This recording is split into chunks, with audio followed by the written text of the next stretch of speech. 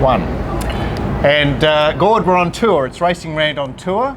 No Glenn Pollitt, but we have managed to land Darren Potter. Great to be part of the team. Yeah, back. Yeah, back's the right way of right. putting it, isn't it? How long was the hiatus? Well, I reckon I first come on the show in probably 2009, maybe 10. A bit later than that, I Yeah, think, so- because we only started at the end of 2009. Yeah. Oh, was it? Yeah. But So I it's think 8 years. I know I'd only been punting full time a year when I first time I come to the famous park at Erskineville there. RacingRant Park. Yeah, RacingRant Park. well, it's been renamed. Was Punter Show Park. Yeah, and then probably 5 years after that, so that was probably the last time. So it's maybe 4 or 5 years ago. Yeah. So Darren, you've been in Melbourne, I reckon, 3.5 years? 3 years, yeah. I come down just before Winks won a first Cox Plate. It was a couple of months before that, so yeah, that wouldn't be far off 3 years. And how do you sum the joint up after all this time? I love it. It's the best thing I've ever done coming down here. I really enjoy the racing. I live not far from here, so I've got great access to all the courses. I'm only 10 minutes drive from Flemington, Moonee Valley and Caulfield, and it only takes 20 minutes to get to Sandown at the times I go, which gives me the ability to walk all the tracks, the metro tracks, and I find that gives me a good edge. So you get out to the track before they race. Do you need to go to any of the tracks while they race? No. Well, the couple of times I've done it, I've found it to be a disadvantage, to be honest. So I just, Gordo and I were talking about it before, just the ability to be able to rewind and watch the race half a dozen times straight after they've gone over the line. Yeah. That shortens your review time.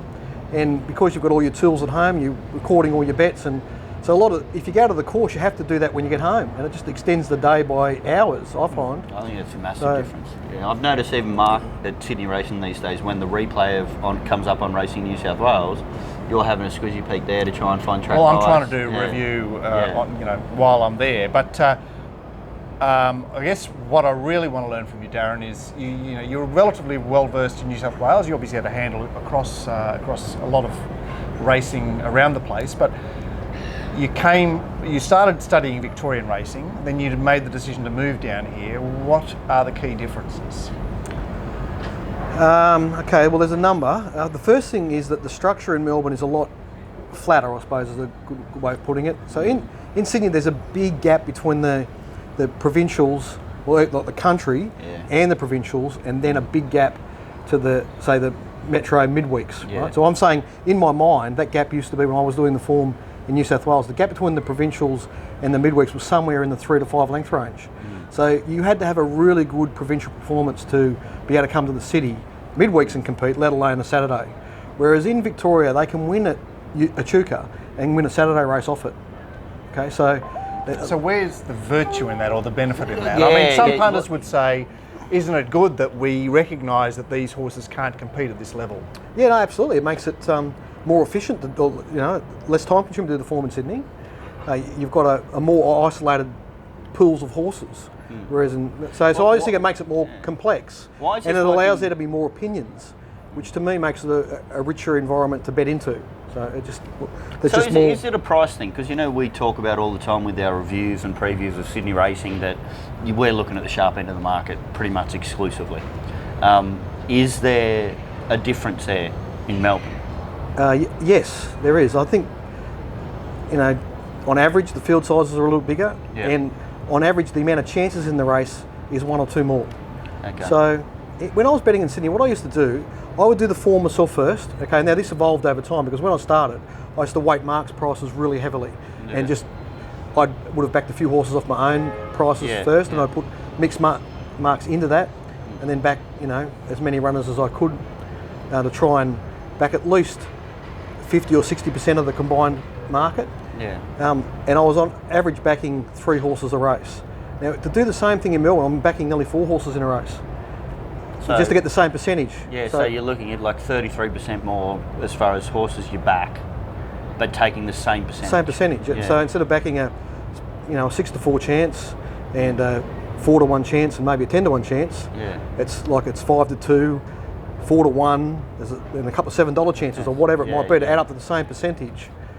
And trying to back the key chances in the race. So the races are more dense. Yeah. and which clearly suits you. I mean, suits the way you're looking at races. It may not suit other punters. Yeah. What about the lack of transparency? We had a chat briefly about maidens in town and the fact that you won't get a lot of information about what they've been up to. Yeah, it's a real problem. So there's Cranbourne's one training centre where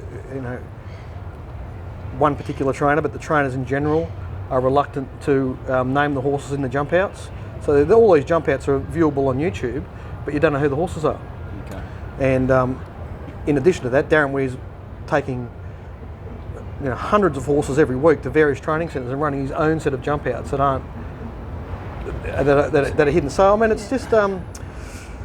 Do you avoid those races where there's lack of information? Absolutely. Which is, so it's bad for the industry. Can't you price that, though? Can't you still price that? Well, you can late, Gordo. Once everything's exposed, very late in betting, you've got some idea. But in terms of me doing a set for customers, I'm not going to guide them into a situation where I feel like I've got So is there any push? Well, I mean, obviously, there's been a lot of social media discussion about this ever since people were able to vent their spleen on social media, but there appears to be no desire to actually shift this.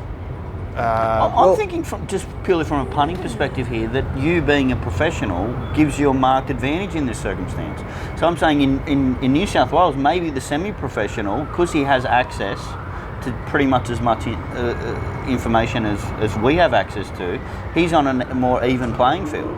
Well, with knowing the nitty-gritty of Victorian racing, and scanning those Cranbourne jump outs, extra little edge, maybe. Well, I mean, I look for, with my punting, I'm looking for situations where I've got an advantage.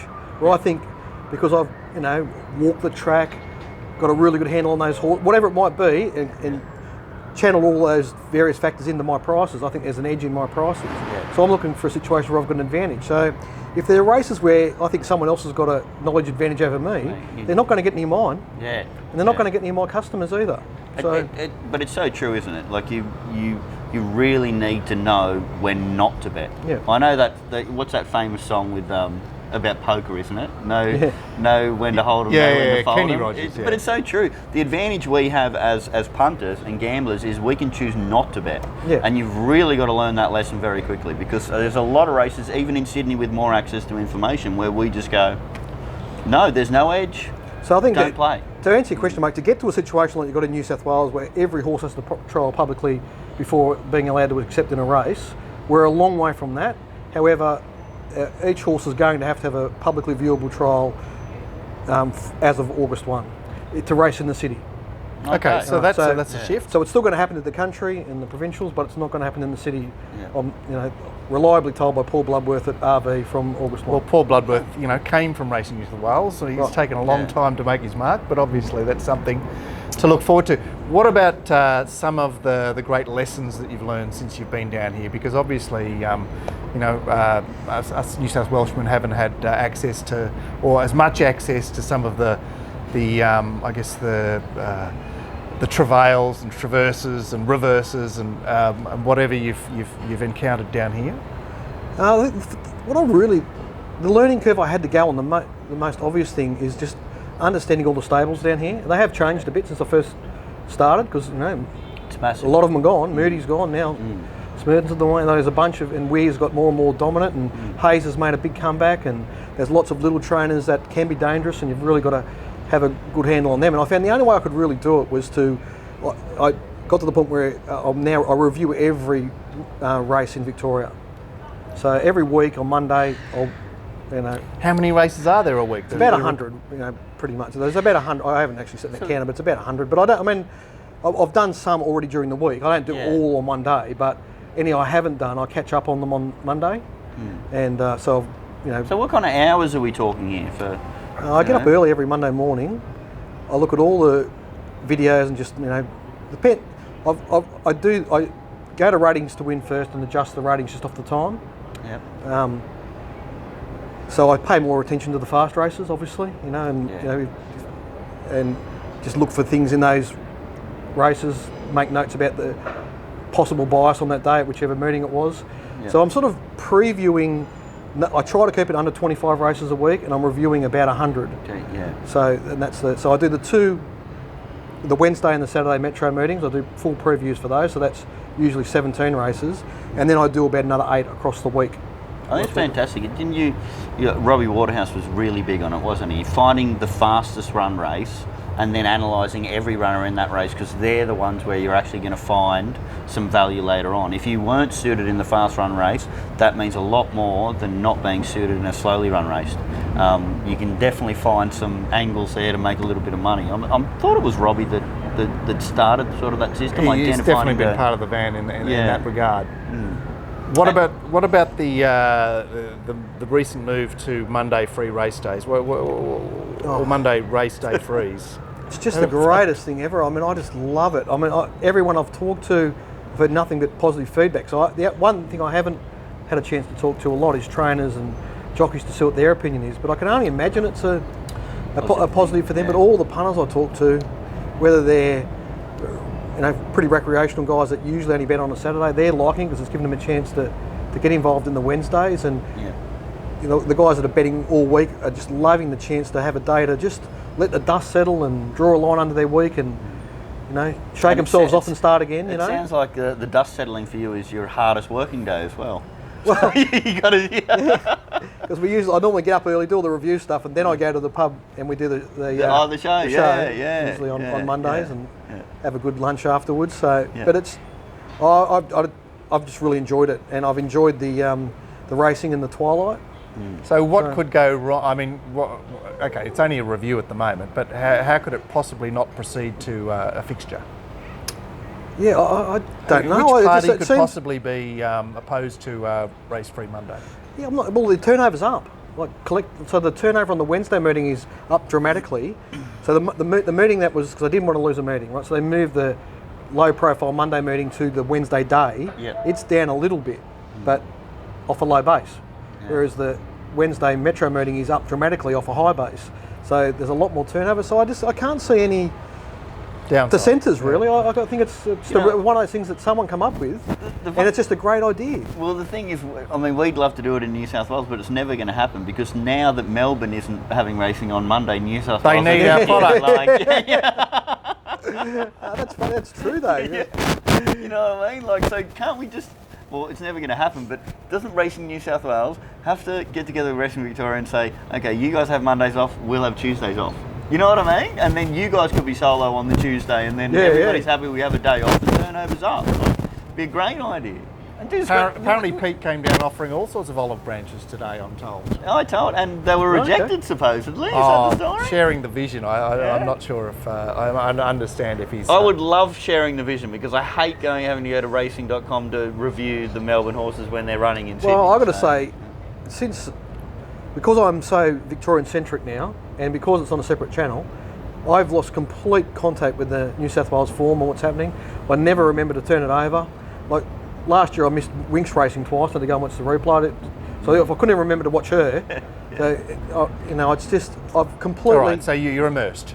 And then one of the worst parts of that, I have to say, is that when I was just privately being a professional punter on New South Wales Racing back in the 2010, 11, 12 period, one of my favourite things of the week was to watch the Punter show on Monday, and I haven't watched your show for about 12 months because I was watching it and I didn't have a clue what you were talking about. So what about the culture of racing down here? What's different about it down here? Maybe I was just out of the loop in Sydney, I don't really know, but because I come down here and the first person I knew down here was Juppy, he just introduced me to everyone, and like every friend I've got in Melbourne's a punter.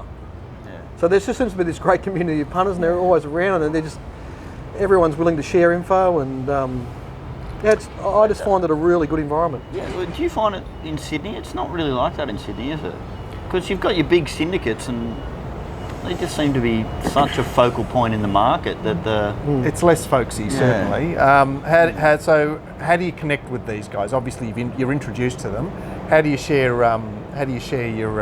Your info and your wisdom we met at various functions that Juppy organised. Really, hasn't had much of a Guernsey of late, but he had a thing with Dan Kelly that they were calling the Melbourne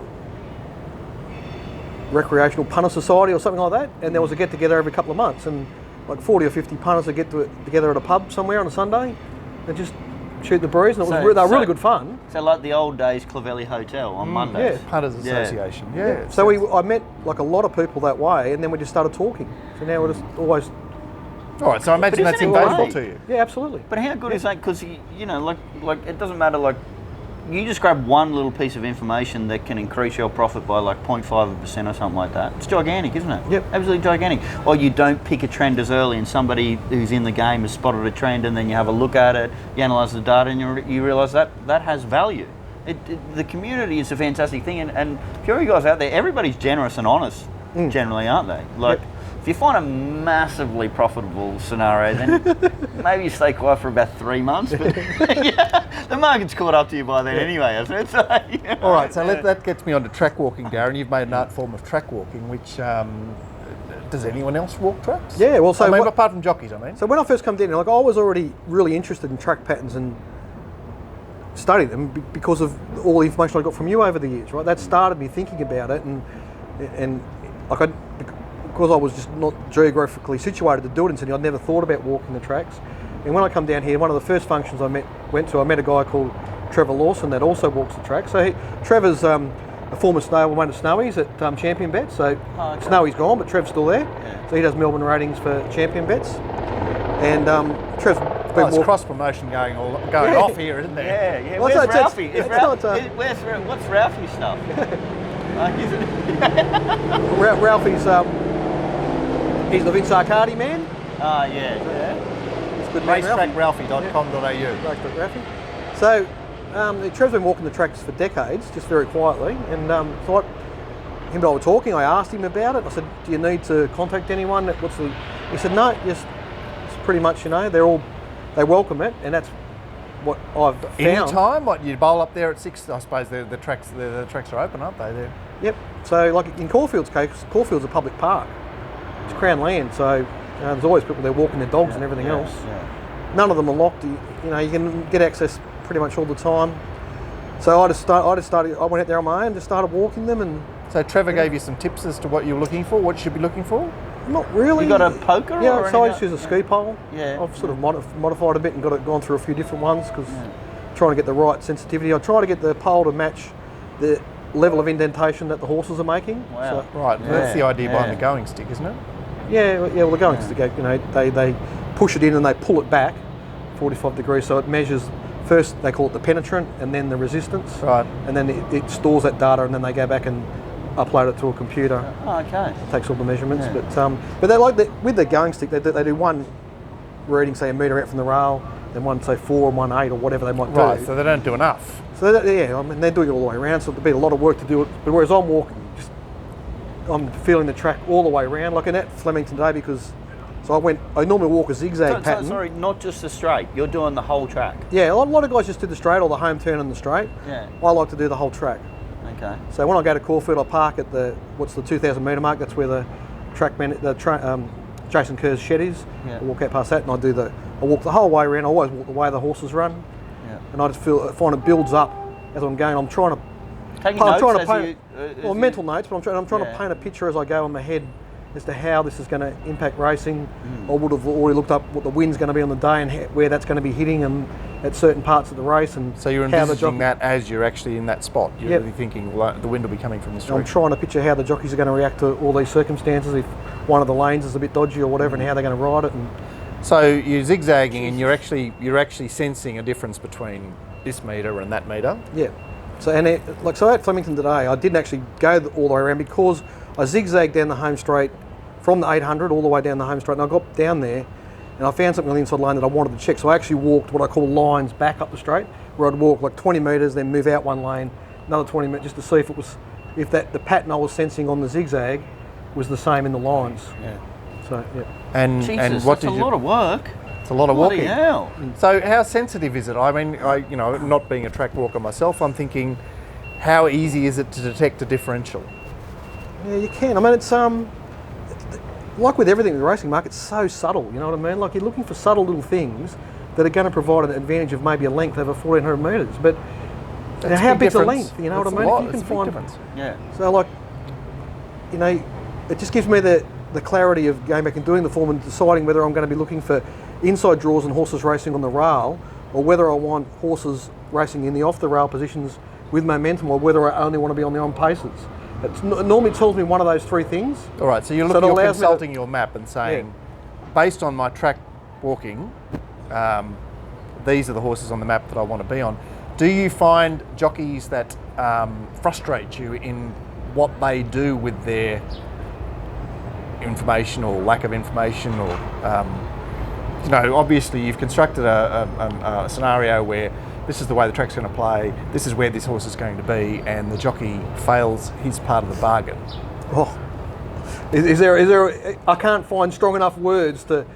But are there? So everybody talks about Williams being like the best track walker and getting the track right. Is it true or not? It's not a ultra competitive field, Gordo. Look, they don't have enough time. I've worked with some jockeys. I mean, it's so hard for them that there aren't the tasks that they're set every week. I mean, a lot of them will be riding. They'll be riding at Pakenham here. They've got Mondays. They'll be at Pakenham tonight. They might be at Moonee Valley tomorrow night. They'll turn up at Flemington on Saturday.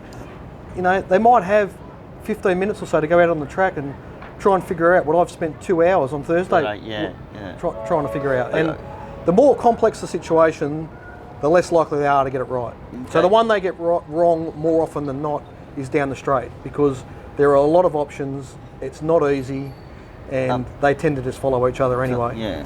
One thing that I'm really interested in the fact that you bet so much differently to me, because you're looking to take the 3 or 4 chances that you find in the race that are value. Like, so you're backing 3 6-1 chances. Gordo's with a 6-4 chance. Yeah.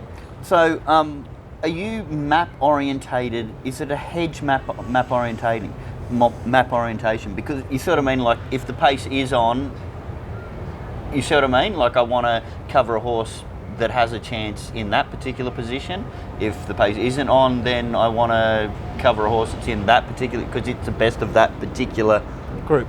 Yeah, that's part of it. Yeah, for sure. I do that sometimes. It depends.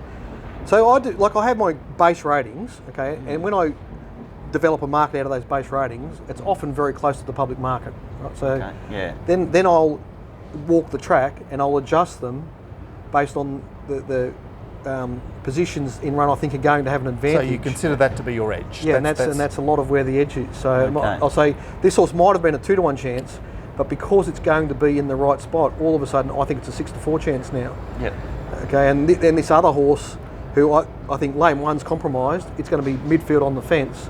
Instead of it being a 4-1 chance, I think it's now an 8-1 chance. Yeah. So and that dramatic difference. Yeah. It can be sometimes. Absolutely. Yeah. So I'll give you an example. On Saturday, for instance, Darren Weir's got 2 runners in race 5. It's a straight race, and they've both gone up similar prices, right? They're the 2 favourites in the race. Ken's Dream drawn outside, Handsome Thief drawn inside. Mm-hmm. Okay. I think Ken's Dream's got a length advantage at least over Handsome Thief, because the outside 4 or 5 lanes I think are going to be better on Saturday. Okay. Only by a length or something. So it'll just, whether I'll end up, my prices will allow me to get it. I'm just saying that there's an advantage there that the market doesn't yet isn't aware of yet. So what between Thursday and Saturday, how much rain can you sustain? How much irrigation can you sustain to keep your Thursday track walking on the radar, like within reason? You asked me at the start what were some of the things I learned. One of the first things I learned when I come to Melbourne very quickly is it just never rains down here. Not like it does in Sydney. You have showers in Melbourne, but it doesn't rain. The weather comes across so quickly. The amount of times you get more than 10 mils of rain in one hit, you can count them on one hand over the last 3 years. It just hardly ever happens. Okay, so rain's not a factor. What about irrigation? Because I mean, I imagine that there must be a culture of irrigation down here. Yeah, if I think there's a situation where it could, so I talk to other guys so I might walk it on Thursday, then Trevor or another guy out in Moonee Valley might have gone to Caulfield to walk it on Friday, and if they've got a different opinion than me, I might go back late Friday afternoon or early Saturday morning, just have a second look, just to check. Because sometimes they've walked it straight after the irrigator's been on it, and that can be so misleading. It's just amazing to me that it's an angle that you are really finding an edge in walking the track. That seems to be like your your real passion now. Absolutely, yeah. I find it gives me really good clarity to do the form, and I get bullish about marking horses certain prices because I've had one of the doubts about what might happen removed. And what about bet limits down here? How's that going? Yeah, no, it's all fine. So 2,000 on Saturday, is it? Or Yep. So all the corporates are playing to the MBLs. I'm not. I mean, I get the occasional customer email me, and I just give them the Sam Pendergast is the right guy to contact at RV. Okay, and he sorts it out. And I've not had any of them come back to me saying it wasn't sorted. So they seem to be.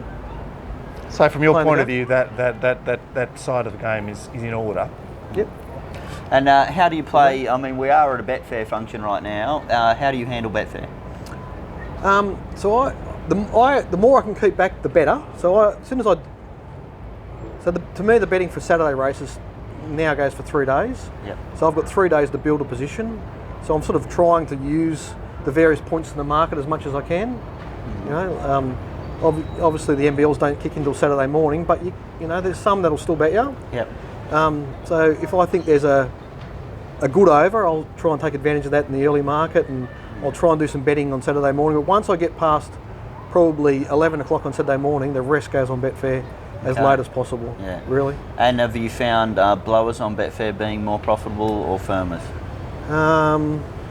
That's an interesting question. I try really hard to not get seduced by inflated prices on Betfair, and only back the horses on there that I intended backing. I think that is an absolutely great point. And you know, the thing is, if you intended on backing it and it blows, for me, keep on backing it.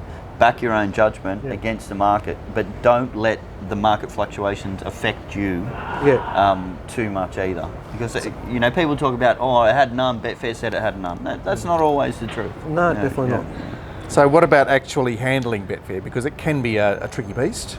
Do you have any tips for young players? I suppose it depends how you bet. I mean, Patience? Well, the first thing I do is I treat Betfair like another bookmaker. I don't ever put something up there and wait for someone to match it. I just take prices. Yeah. So you're a price taker, not a price maker. Yeah. Right. I think that's an important point. And I'm happy to, if I have to, if the market's a bit illiquid, I'm happy to put it on $50 at a time and just keep waiting. And I think that's actually a really good point too, because if you actually leave a figure up there, generally if you're betting in decent figures, if it's all snapped up, it's going to end up being a lot longer. Yeah. Because your price is actually an anchor to where it's going. So as soon as it's gone, it's going to go further. So you're better off actually doing it like Darren does it, and just like drip feeding or waiting for markets to move. I mean, I know everybody handles things differently, but I think that's the best way to do it. And I don't think I'm ever going to catch all of my bet at the top of the market, so I'm sort of just happy to average it out over periods of time. Sometimes, you know, cop the tip off the market. You know what I mean? Sometimes, like yesterday, there was a horse that I actually sent out on a set at. It's a bit tricky because there was they upgraded the track yesterday from a 3 to a 2. Unusual, but it actually the times don't reflect that. But we had a 2. We had a 2. Hey! So what happened was, at the previous Twilight meeting, Tim actually warded on the morning of the races, and yesterday in Melbourne there was 60-kilometre-an-hour winds, so there's no way he could water. It was completely out of his control. There's nothing he can do. So because of those strong winds, the track dried further, and they upgraded to a 2. So there were a few late scratchings after that. So when I'd set my set out in the morning, I think the horse I'm thinking of was I'd mark the favourite 5 to 2 and it 4 to 1, and two horses come out. So I think when I adjusted it, I might have had them 9 to 4 and 7 to 2 or something like that, whatever. But the one that was 7 to 2 was second up, and it was sort of like you could have marked it a lot shorter. And I didn't have any. I hadn't got any of my bet on early, and they had bet 9 to 2. I just decided not to take it. And midway through the day, it had shortened to 11 to 4. And then as probably at the 10-15 minute mark, somewhere in there, it pushed out to 440 on Betfair, but I just sensed that there was big money for this horse. You could just tell the favourite was a bit off, a bit weak. So I was sort of almost in my mind reversing my market order. I was swapping them around. So I started taking the 440 on Betfair, and as they were jumping, I went from having what was an intended 3 units to 6 units, and I was happy taking $3 as they were They're jumping. And you'll notice some of the syndications deliberately manipulate the Betfair price so that they can pull the corporate price out. Yeah, and the on-course price too. Yeah. With their runners out there, so it's becoming quite common these days. Yeah. Any Melbourne pearls? Look, I'm just. How can I ever hope to? You know, even 2,400 metre run for 2,400 metre race. Is that a Melbourne pearl? That is just the best. Honestly, I mean, I'm absolutely hopeless at 20. Anything over 2,000 metres, just don't. My punters out there, like, buyer beware. There, I'm hopeless. I mean, I can't help myself. I still got to try and solve the puzzle. But I'm just, you know, I think my real. What is not working for you there? You must have had to think about why it is that you're not strong there. I've not really figured it out, mate, but many times I've finished. Like, I think if you do a really good job with your assessment and your pricing and your map and everything, most races are run and you understand why the winner won. Like, you can really you get it. Like, whether you've backed it or not, that makes. I can understand what's happened there. Often in the staying races, they just finish. And I just go, I'm exactly the beats same. me. Yeah. I mean, there was one yesterday at Sandown, like the favourite. I mean, I didn't bet in the race because like if you accepted the form, the problem was it was had its last run in a 2,800 metre race at Flemington. It was 44 days between runs, but it had that much on the field. It wasn't like you could have marked it $1.30 if you wanted to. It had that much on them, and it just goes around and gets beat 5 lengths. And it was like the robots were backing it late. The trade got out close to $2, and late $1.75 was hard to get. You know, and it just gets beat 5 lengths. And some horse that, you know, I don't know if it's the same language in Sydney, but it would win a benchmark 58 at Taree, wins the race. I think it's a massive thing in distance racing is that I think we forget that they're slow horses, and Mm. the slowness means a lower class of animal. The slower you are, the lower your class is. Yeah. And you know, we wouldn't bet on particularly low grade animals out wide. It just so happens that these low grade animals are in front of us.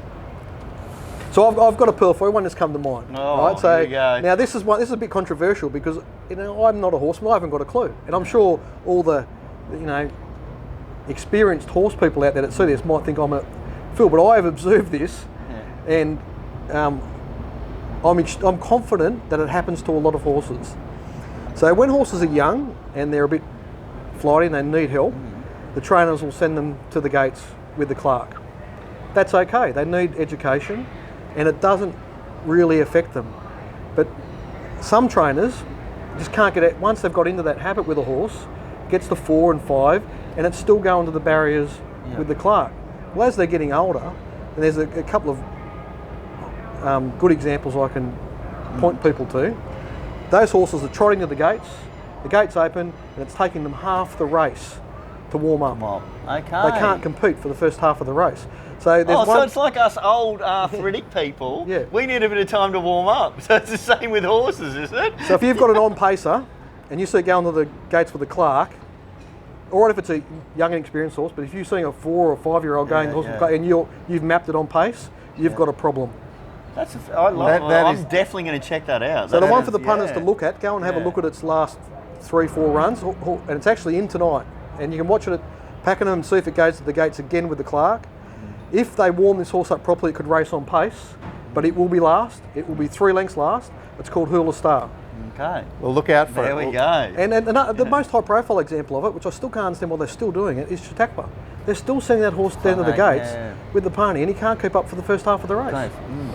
Wow, that is really good insight. Darren, obviously people can find you at darrenpotterraceassessments.com.au. Yep. I think so. Either or. Yeah, I'm sure it's good. No, you. Yeah, you've carved out a Victorian niche. I think you can Google years. it. Yeah, I think people can Google these days, Mark. Probably. The world's longest website address. Yeah. But Darren comes highly recommended from. I've had a long association with Darren. He's a very, very hard worker and keen student, and you've got a lot to offer us, certainly on Victorian racing, and we're pleased to be able to talk to you today. Fantastic, guys. Thanks I really so much, enjoyed it. Thanks. That's awesome. Thank you. I was wandering around